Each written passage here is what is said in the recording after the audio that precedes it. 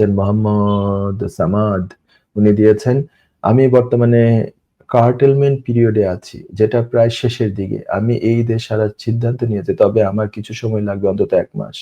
এখন এই সময় বাড়ানোর কি কোনো উপায় আছে? আমি এই বিষয়ে সাহায্য চাই। কার্টেলমেন্ট মানে হচ্ছে 60 ডেজ এর যে টাইমটা আপনি পেয়েছেন। হয়তো আগের এগুলো মানে শেষ হয়ে গিয়েছে। এখন রুলটা হচ্ছে তো না, আপনি 60 ডেজ এর ভিতরেই চলে যাবেন। বুঝতে পেরেছেন?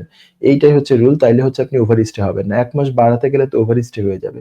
অথবা একটা হতে পারে যে আপনি যেকোনো একটা হিউম্যান রাইটস বা কোনো একটা অ্যাপ্লিকেশন করেছেন, সেই অ্যাপ্লিকেশন পেন্ডিং আছে। সেই সময়ে আপনি লফুলি আছেন 3C, কিন্তু যখন আপনি বের হবেন, তখন ওই অ্যাপ্লিকেশনটা অটোমেটিক্যালি উইথড্র হয়ে যাবে। এই একটা জিনিস হতে পারে মন্দের ভালো। কিন্তু সবচেয়ে ভালো হচ্ছে যে আপনি যদি যাবেনই সিদ্ধান্ত নিয়েছেন, কষ্ট করে সময়ের মধ্যে চলে যদি যেতে পারেন, একদম লাস্ট ডেটেও যদি যেতে পারেন, তাহলে ভবিষ্যতে কখনো কোনো অ্যাপ্লিকেশনে আপনাকে লিখতে হবে না যে আপনি ইউকেতে ওভারস্টে করেছেন।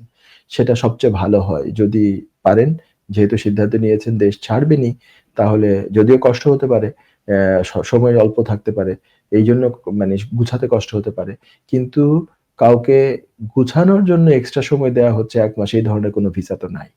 কিন্তু হিউম্যান রাইটস এর অ্যাপ্লিকেশন করলে অ্যাপ্লিকেশন তো পেন্ডিং থাকবে বেশ কিছুদিন, বা যেকোনো একটা অ্যাপ্লিকেশন করলে পেন্ডিং থাকবে বেশ কিছুদিন। এফএলআর এইচআরও করা যেতে পারে এই ক্ষেত্রে। তো বাট সেটা মানে ভবিষ্যতে আপনাকে লিখতে হবে যে আমি এইভাবে এই সময়টা এভাবে ছিলাম। যখনই কোনো অ্যাপ্লিকেশন করবেন আপনাকে কিন্তু ভবিষ্যৎ অ্যাপ্লিকেশন গুলোতে এগুলো লিখতে হবে। ওইটাই বললাম যে মনদের ভালো হচ্ছে এইভাবে করে থাকা। এটার জন্য আপনি একজন লয়ারের শরণাপন্ন হতে পারেন। এটা করা যেতে পারে। এইটুকু একটা স্কোপ আছে। ঠিক আছে? আশা করি আপনি প্রশ্ন উত্তর পেয়ে গিয়েছেন। যুক্তরাজ্যের ভিজিটর ভিসা নিয়ে দুশ্চিন্তা? আপনার আত্মীয় বা বন্ধুর ইউকে ভিজিটর ভিসা রিফিউজড হয়েছে?